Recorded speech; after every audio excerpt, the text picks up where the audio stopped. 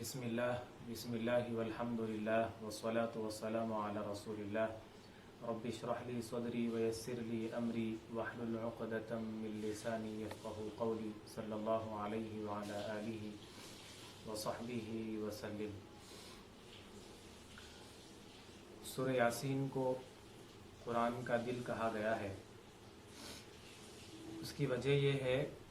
کہ نبی کریم صلی اللہ علیہ وسلم کی جو تعریف کی گئی ہے، اس میں اللہ نے جو تعریف کی ہے قرآن کی قسم کھا کر، یاسین والقرآن الحکیم، قرآن حکیم کی قسم ہے، انک لمن المرسلین، کہ بے شک آپ رسولوں میں سے ہے، یعنی آپ کو رسول بنا کر بھیجا گیا۔ انک لمن المرسلین، بے شک آپ رسولوں میں سے ہے، علی صراط مستقیم،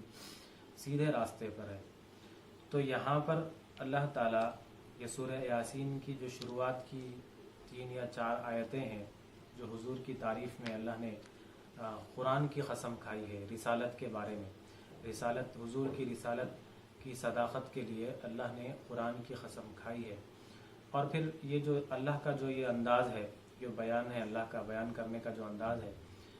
یہ اس طرح کا انداز پھر دوسرے کوئی بھی سورے میں نہیں ہے کہ رسالت کو سچ ثابت کرنے کے لیے اللہ نے قرآن کی قسم کھا کر حضور کی تعریف کی ہے۔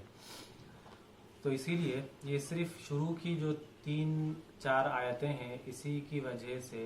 یہ سورے کی زیادہ اہمیت ہے۔ باقی سورے میں تو جس طرح سے باقی کا جو قرآن ہے، اس میں جو ذکر کیا گیا، عذاب کا ذکر ہے، پچھلی قوم کا ذکر ہے، اور اللہ کی وحدانیت کا ذکر ہے، توحید کا ذکر ہے، اور پھر اللہ کی قدرت کی نشانیوں کا ذکر ہے، جس طرح دوسرے قرآن میں ہے، بالکل باقی یاسین میں بھی وہی ہے۔ لیکن یہ جو شروعات کی آیتیں ہیں، یہ بہت خاص ہے۔ اللہ کے رسول کی تعریف میں اللہ نے یہ آیتیں اتاری ہے، تو اس کی وجہ سے اس سورے کو قرآن کا دل کہا جاتا ہے۔ اور جس طرح سے انسان کا دل تھوڑا سا ہٹ کر لیفٹ سائڈ میں ہوتا ہے، اللہ نے اس سورے کو بھی قرآن میں بالکل درمیان میں نہیں رکھا، بلکہ تھوڑا سا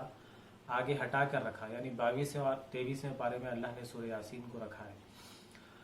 تو یہ جس طرح انسان کا دل اہم ہے اس کے جسم میں، انسان کے وجود میں،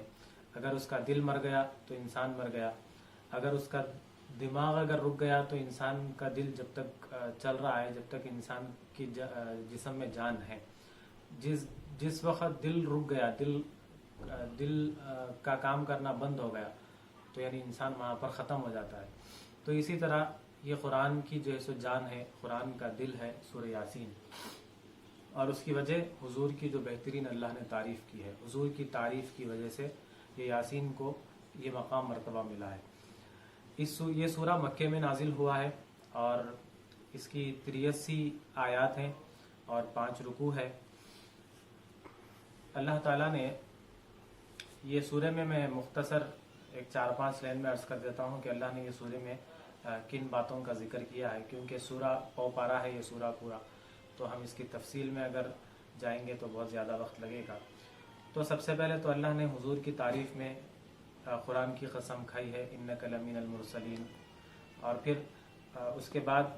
12 آیتوں تک قرآن کی شان میں اللہ نے تعریف کی ہے، یعنی قرآن کی شان اللہ نے بیان کی ہے۔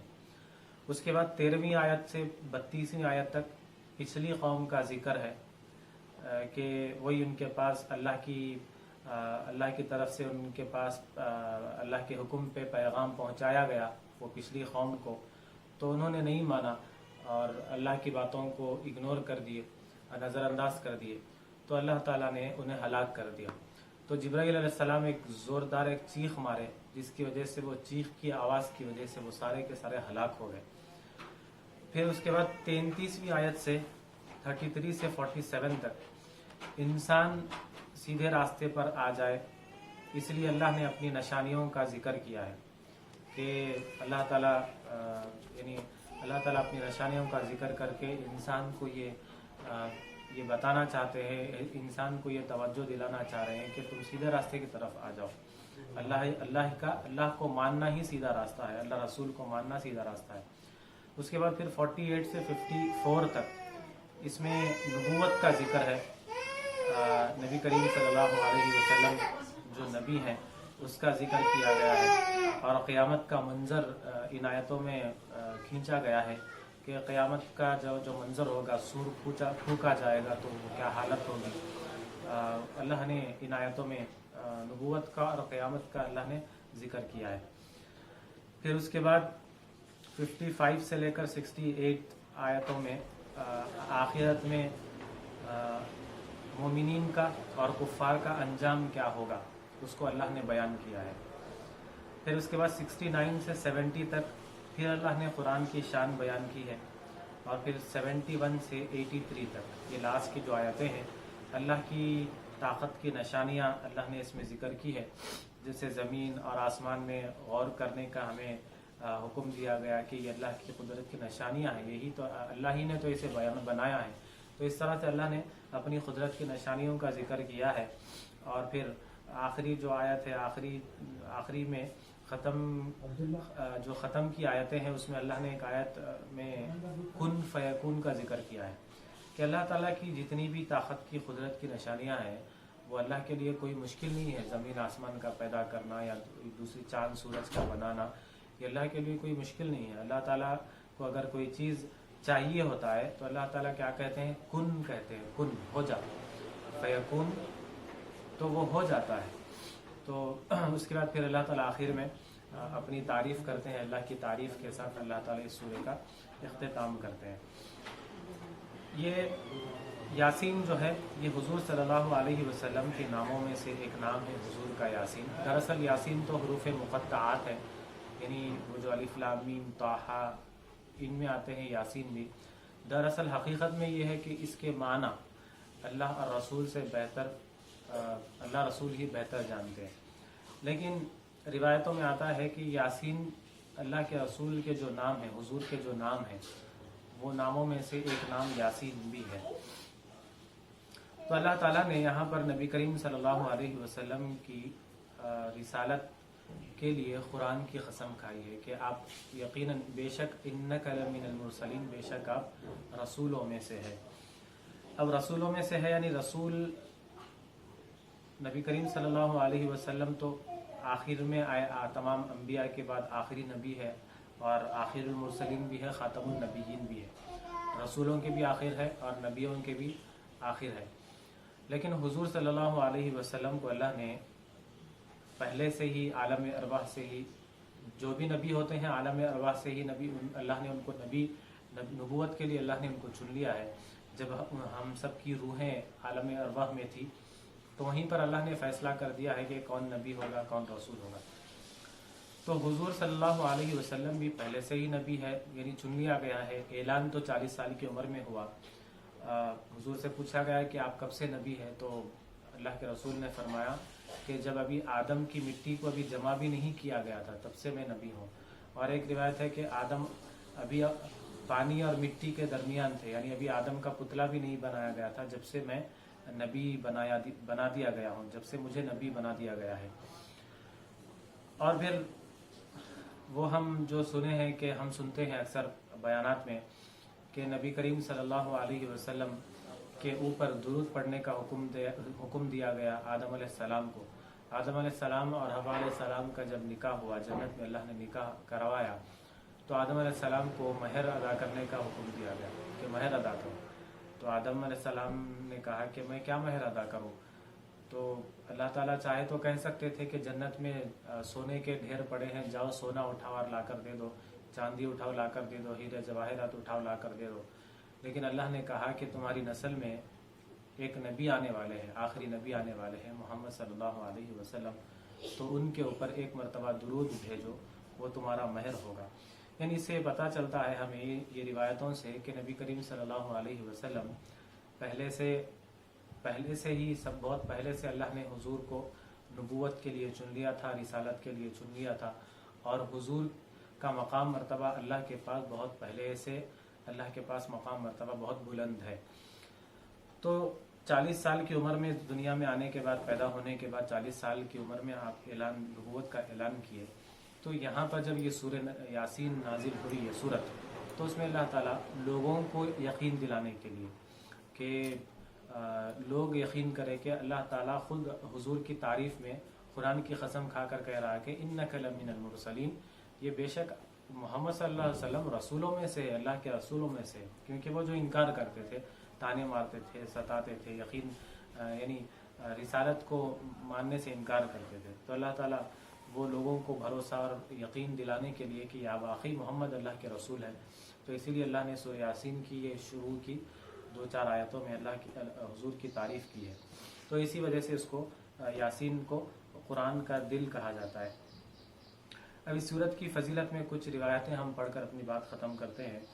کہ یہ سورہ کا ذکر انجیل میں بھی آیا ہے، اور اس کا نام وہاں پر انجیل میں معمہ ہے، یعنی دنیا آخرت کی پریشانی کو دور کرنے والی سورت۔ اور پھر حضور نے فرمایا کہ اللہ تعالیٰ نے جب کائنات کو بنایا، یہ جب دنیا کو اللہ نے پیدا کیا، تو دنیا کو پیدا کرنے سے 1000 سال پہلے اللہ نے سورہ یاسین کی تلاوت کی ہے، اور پھر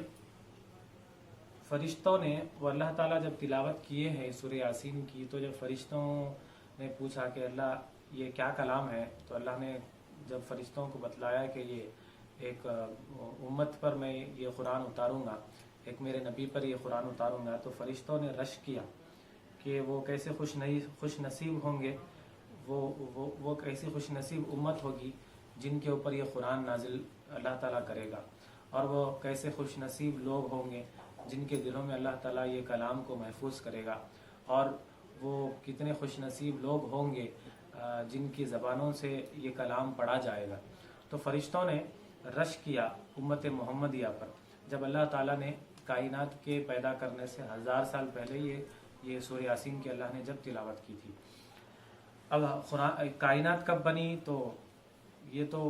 اربوں سال پہلے کی بات ہے، اب وہ صحیح کیا ہے وہ تو نہیں معلوم ہے، اب وہ جو سائنس کہتی ہے، سائنسدان جو کہتے ہیں اسی بات کو ماننا پڑے گا کہ کتنے کی 1000 سال یا ارب سال پہلے یہ کائنات کا یہ کائنات وجود میں آئی، تو اس سے 1000 سال پہلے اللہ نے یہ سورہ کی تلاوت کی ہے۔ اس کے بعد پھر حدیث میں آیا ہے کہ جو صبح کو اس سورہ کی تلاوت کرتا ہے تو پورے دن کے پریشانیوں میں اللہ ان کی مدد کرتے ہیں۔ جو لوگ اس سورہ کی صبح تلاوت کرتے ہیں، اللہ ان کے دن بھر کی جو پریشانیاں ہوتے ہیں اس میں اللہ تعالیٰ ان کی مدد کرتے ہیں، اور ان کے جو رکے ہوئے کام ہوتے ہیں، جو ان کے اٹکے ہوئے کام ہوتے ہیں، وہ اس میں اللہ تعالیٰ اس میں آسانیاں پیدا کرتے ہیں۔ اور جو رات کو یہ سورت کی تلاوت کرتے ہیں، جو رات کو یہ سورہ کو پڑھتے ہیں، تو اللہ تعالیٰ اس کی برکت سے ان کے گناہوں کو معاف کر دیتے ہیں۔ اور پھر جنت میں جو جنتی ہوں گے، جنت میں جو لوگ چلے جائیں گے، تو جنت میں ان کو عام قرآن پڑھنے کی انہیں اجازت نہیں ہوگی، بلکہ صرف سورہ طٰہٰ اور سورہ یاسین انہیں پڑھنے کی اجازت ہوگی۔ اور پھر جب وہ جنتی جب اللہ سے ملاقات کرنے کے لیے جائیں گے تو اللہ تعالیٰ بھی وہاں پر سورہ یاسین کی تلاوت کر کے سنائیں گے۔ یہ سورہ یاسین کی فضیلت ہے۔ حضرت علی رضی اللہ تعالی عنہ فرمایا کرتے تھے کہ سورہ یاسین کے 10 فائدے ہیں، کہ ایک یہ کہ اگر کوئی بھوکا انسان ہے اور اگر اسے کھانا نصیب نہیں ہے اور کھانا نہیں مل رہا ہے، کھانے کا انتظام نہیں ہو رہا ہے، تو اگر وہ اس حالت میں، اس وقت میں اگر سورہ یاسین کی تلاوت کرتا ہے تو اللہ تعالیٰ اس بھوکے انسان کے لیے کھانے کا انتظام کرتا ہے، راستے بناتا ہے۔ اور پھر دوسری بات، اگر کوئی پیاسا ہے جسے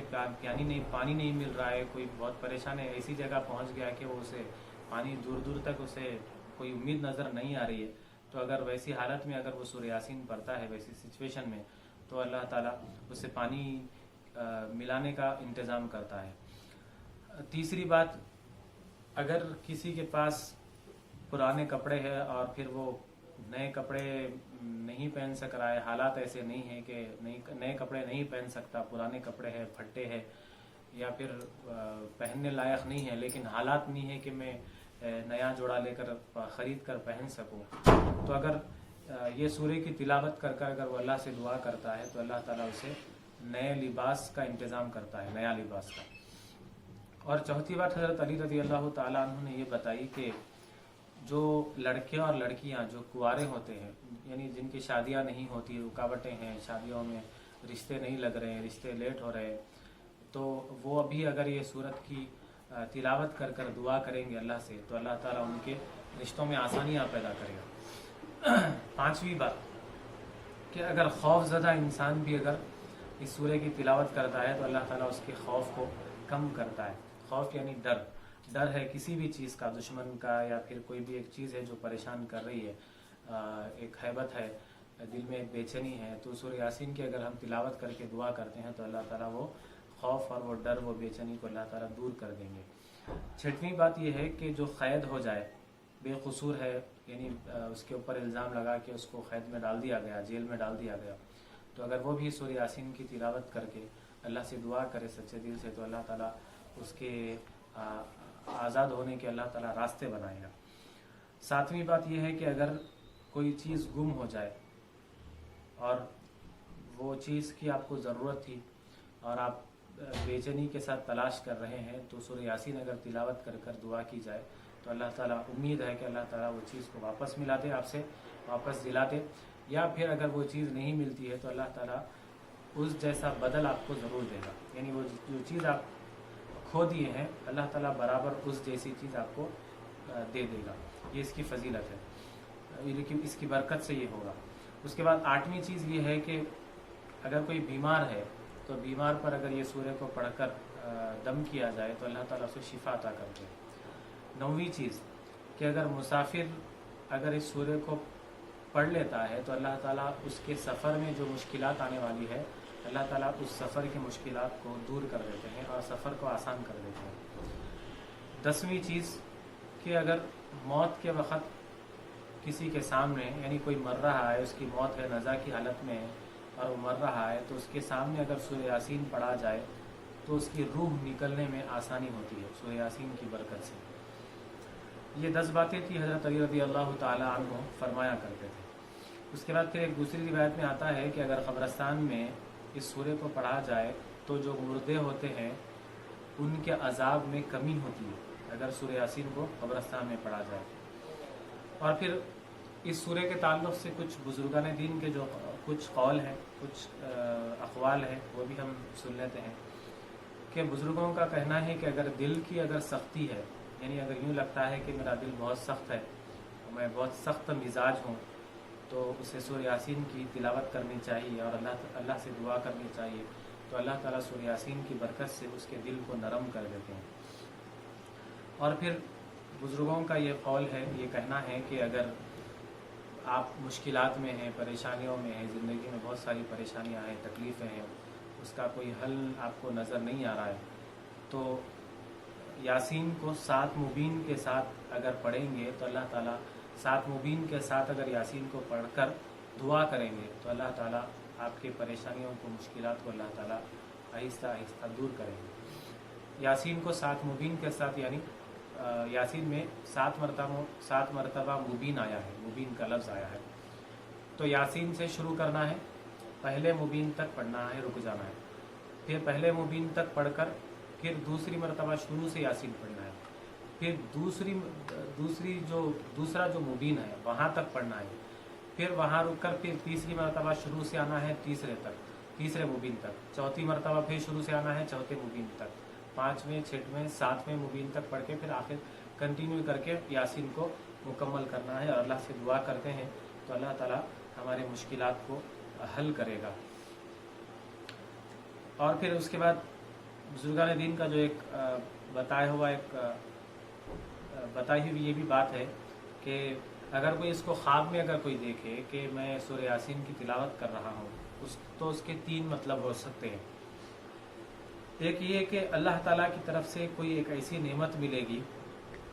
जिसकी वजह से दुनिया में बहुत इज्जत मिलेगी, वो नेमत के ज़रिए अल्लाह ताला बहुत इज्जत देगा उस बंदे को। और दूसरी बात ये हो सकती है, उसका ख्वाब का मतलब ये हो सकता है कि नबी का साथ मिलेगा क़यामत में और हौज़े कौसर का पानी नसीब होगा।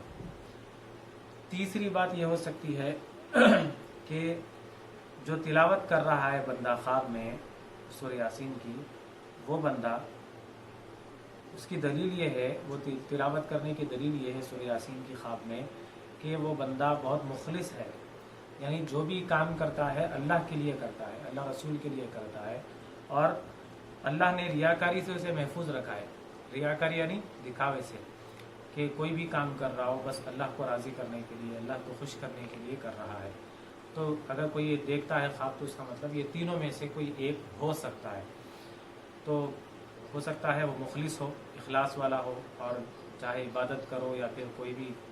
کوئی کام کر رہا ہو وہ اللہ کو راضی کرنے کے لیے کر رہا ہوگا شاید، اور پھر اللہ تعالیٰ اسے ریاکاری سے بھی محفوظ شاید کر دیا ہوگا، یعنی دکھاوے سے اللہ محفوظ کرا ہوگا۔ تو یہ سورہ یاسین کی کچھ قرآن حدیث کی روشنی میں اس کی کچھ فضائل عرض کر دیے گئے۔ ہمیں چاہیے کہ ہم یہ سورہ یاسین کی بہت فضیلت ہے، اللہ تعالیٰ نے اس میں حضور کی بہت بہترین اللہ نے تعریف کی ہے، اور اسے قرآن کا دل کہا گیا ہے۔ تو جب ہم اسے ہمارے روٹین میں جب لائیں گے تو اللہ تعالیٰ ضرور اس کی برکتیں اور اس کی فضیلتیں جو ہے ہماری زندگیوں میں جاری کرے گا۔ لیکن ایک بات یہ بھی بتانا میں ضروری سمجھتا ہوں کہ سورہ یاسین کی فضیلت ہے، یا پھر سورہ ملک ہے، یا پھر سورہ کہف ہے، سورہ جمعہ ہے، سورہ مزمل ہے، یہ جو سلیکٹڈ جو سورے ہیں، جو ہم بعض مسلمانوں کی جو روٹین ہوتی ہے کہ جمعہ پڑھ لیتے ہیں یا پھر روز پڑھ لیتے ہیں، یہ سب ہمیں ضرور فائدہ دیں گے، لیکن ایسا نہیں ہے کہ ہم باقی قرآن کو چھوڑ دیے اور صرف یہ سورہ یاسین کو پڑھتے بیٹھ گئے، یا پھر سورہ ملک کو پڑھ لیے۔ روز ایک ہی کام ہے ہمارا کہ قرآن کھولے، سورہ ملک پڑھ لیے، سورہ یاسین پڑھ لیے، یا جمعہ سورہ کہف پڑھ لیے۔ ایسے ہم قرآن کا جو فیض ہے ہمیں اس طرح سے نہیں ملے گا۔ تو ہمیں پہلے تو قرآن کو ایک تسلسل سے پڑھنا چاہیے، یعنی سیریل وائز ہمیں قرآن پڑھنا چاہیے، سمجھنے کی کوشش کرنا چاہیے زیادہ سے زیادہ، شروع سے لے کر قرآن کو پورا مکمل بھی پڑھنے کی کوشش ہونا چاہیے، سمجھنے کی کوشش ہونی چاہیے 30 پارہ۔ اس کے ساتھ ساتھ یعنی میں اگر سمجھے کہ میں اگر ہر دن میں اگر ایک آیت یا 2 آیت قرآن کی ترجمے تفسیر کے ساتھ پڑھ کر سمجھنے کی کوشش کر رہا ہوں، اور اس کے ساتھ میرا پھر یہ معمول ہے کہ میں سورہ یاسین کو بھی پڑھتا ہوں، سورہ ملک کو بھی پڑھتا ہوں، سورہ کہف بھی پڑھتا ہوں، جو سورے ہیں اس کی جو فضیلتیں بتائی گئی ہے، تو پھر میں بالکل صحیح ہوں، غلط نہیں ہوں، اور میں کوئی غلط نہیں کر رہا ہوں، اور پھر مجھے برابر سورہ یاسین کی بھی مجھے فضیلت ملے گی، اس کا فضیلت، اس کی برکتوں کا بھی مجھے فائدہ ہوگا، ملک کا بھی ہوگا، سورہ کہف کا بھی ہوگا، مزمل کا بھی ہوگا، سورہ جمعہ کا بھی ہوگا، سب کا ہوگا۔ اور پھر قرآن جو میں ترجمے سے تفسیر سے پڑھنے کی جاننے کی کوشش کر رہا ہوں، اللہ تعالیٰ مجھے اس کے ذریعے بھی ہدایت بھی دے گا۔ لیکن جب یہ فضیلتوں کی جب بات ہم کرتے ہیں، سورہ یاسین کی فضیلت ہے، ملک کی فضیلت ہے، کہف کی فضیلت ہے، آیت الکرسی کی فضیلت ہے، تو اکثر ہم کیا کرتے ہیں، پورا قرآن چھوڑ دیتے ہیں، صرف اسی کو پکڑ کر پوری زندگی گزار دیتے ہیں۔ یہ بالکل صحیح بات نہیں ہے۔ اللہ نے قرآن ہدایت کے لیے بھیجا ہے، تو ہم پہلے ہماری نیت یہ ہو کہ اس سے ہدایت حاصل کرنا ہے، یعنی سیدھا راستے کی طرف آنا ہے، اس کو پڑھ کر سمجھ کر۔ اس کے بعد یہ جو فضیلتیں ہیں، بالکل اگر ہم اس کے ساتھ ساتھ اس کو اپناتے ہیں، یہ عمل کو، تو پھر انشاءاللہ ضرور اللہ سے امید ہے کہ اللہ تعالیٰ ہمیں ان سوروں کی برکتیں اور فضیلتیں جو ہے اللہ تعالیٰ ہماری زندگیوں میں اس کی برکتوں کا، فضیلتوں کا فیض اللہ تعالیٰ ہماری زندگیوں میں جاری کریں گے۔ لیکن اس کو قرآن کو باقی چھوڑ کر صرف سورہ یاسین پڑھ رہے ہیں، سورہ ملک پڑھ رہے ہیں، تو شاید اللہ نہ ہمارے ایسے مطلب ہماری نیتوں سے اللہ خوش ہوگا، اور نہ شاید ہمیں اس کا جو فیض یا پھر جو مقصد ہمیں حاصل ہونا ہے، شاید وہ مقصد حاصل نہیں ہوگا۔ اللہ تعالیٰ سے دعا ہے کہ اللہ تعالیٰ مجھے اور آپ سب کو ہم کہنے اور سننے سے زیادہ عمل کرنے کی توفیق عطا فرمائے۔ وآخر دعوانا الحمدللہ رب